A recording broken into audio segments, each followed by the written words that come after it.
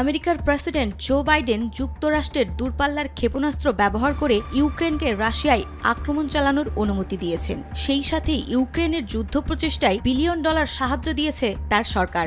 আর এতেই ক্ষোভে ফেটে পড়েছে রাশিয়া।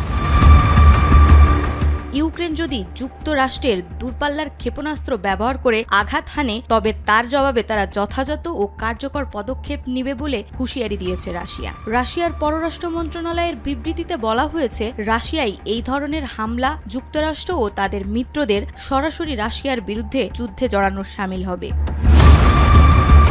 এদিকে আমেরিকার নবনিযুক্ত প্রেসিডেন্ট ডোনাল্ড ট্রাম্প নির্বাচিত হওয়ার আগে যুদ্ধ বন্ধের প্রতিশ্রুতি দিয়েছিলেন। বলেছিলেন, যুদ্ধে অর্থ সহায়তা বন্ধ করে করদাতাদের অর্থ দিয়ে দেশের উন্নয়ন করা হবে। ক্ষেপণাস্ত্র ব্যবহারে জো বাইডেনের অনুমতি নিয়ে এখন পর্যন্ত সরাসরি কোনো মন্তব্য করেননি ডোনাল্ড ট্রাম্প। তবে তার ছেলে ডোনাল্ড ট্রাম্প জুনিয়র বাইডেনের সামরিক সিদ্ধান্তের সমালোচনা করে বলেছেন, এটি তৃতীয় বিশ্বযুদ্ধের ঝুঁকি বাড়াচ্ছে।